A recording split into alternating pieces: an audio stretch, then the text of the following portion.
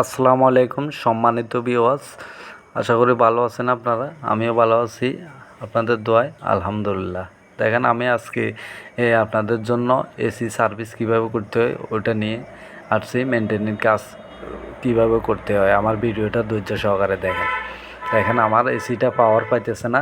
আমি সর্বপ্রথম ডিস্ট্রিবিউশন বোর্ডটা এমনকি মেইন সার্কিট ব্রেকারটা চেক করতেছি আউটপুট দিতেছে কিনা। দেখেন আমার সার্কিট ব্রেকারটা আউটপুট দিতেছে, ইনপুটে আছে লাইন, এমনকি আউটপুটেও আছে। তাহলে আমার সার্কিট ব্রেকারটা ঠিক আছে, আউটপুট ঠিক মতোই দিতেছে আমার সার্কিট ব্রেকারটা ঠিক আছে। এখন আমি আমার যে 3 পিন সকেটটা আছে 3 পিন সকেটটা ঠিক আছে কিনা ওইটা চেক করে দেখব। আমার সার্কিট ব্রেকার ঠিক আছে, এখন 3 পিন চেক করব। দেখেন আমার 3 পিনটা ঠিক আছে কিনা চেক করে দেখি।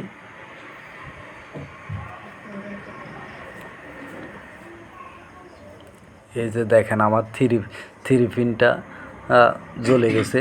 এই যে আমার 3 পিনটা জ্বলে গেছে, দেখতে পাচ্ছেন আপনারা।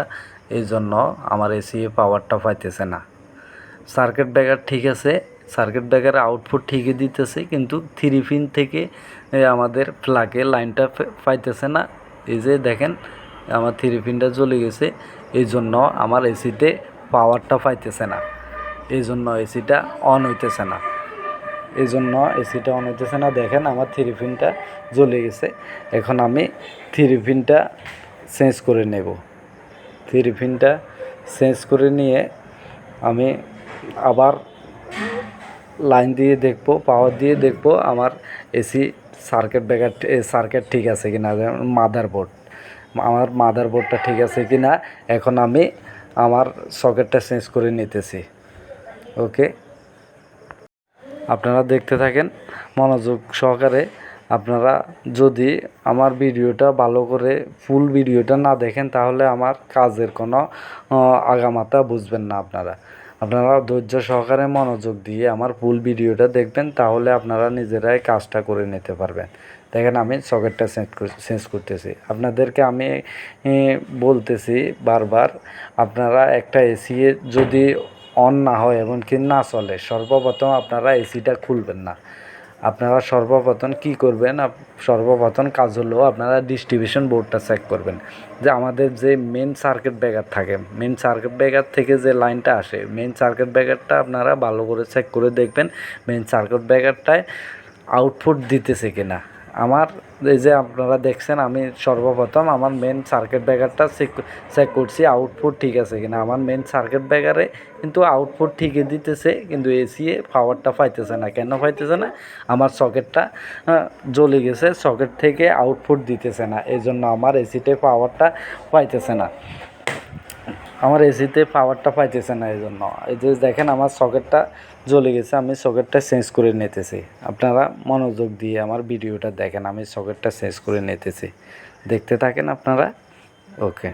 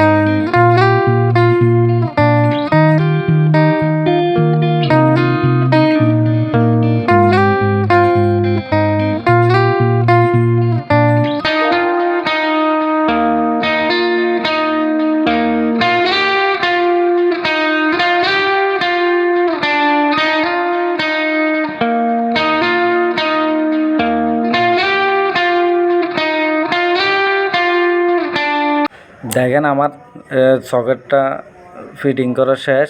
এখন আমি প্লাগটা লাগাইছি, যে আমার পাওয়ার আসছে সকেটে। এখন আমি এসিটা অন করে দেখব এসিটা পাওয়ার পাইছে কিনা, এমনকি এসি ঠিকমতো চলতেছে কিনা। দেখেন আমি এসিটা পাওয়ার দিয়ে দিছি। এখন আমি এসিটা অন করব।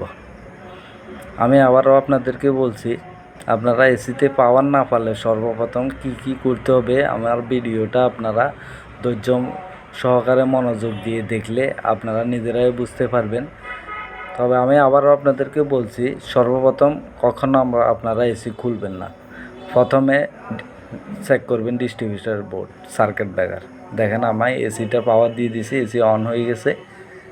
এই যে দেখেন এসি অন হয়ে গেছে, এসি অন হয়ে গেছে। এখন আমার এসিটা কুল এবং কি হাই আছে, এই জন্য এসিটা অন করার সাথে সাথে আমার আউটডোরটা অন হয়ে গেছে, এসি কুলিং করা শুরু হয়ে গেছে। অলরেডি আমার এসি এখন ঠান্ডা হাওয়াটা দিতেছে।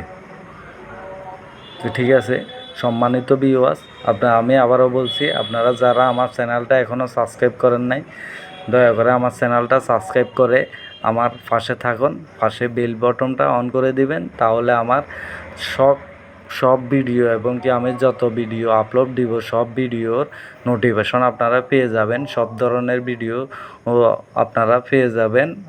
আমার ভিডিওগুলো মনোযোগ সহকারে ধৈর্য সহকারে দেখলে কাজগুলো আপনারা নিজেরাই করে নিতে পারবেন। আমি সহজভাবে আপনাদেরকে বোঝানোর জন্য চেষ্টা করি, এবং কি আপনারা আমার পাশে থাকেন আমার, এই জন্য আপনাদেরকে ধন্যবাদ। আসসালামু আলাইকুম।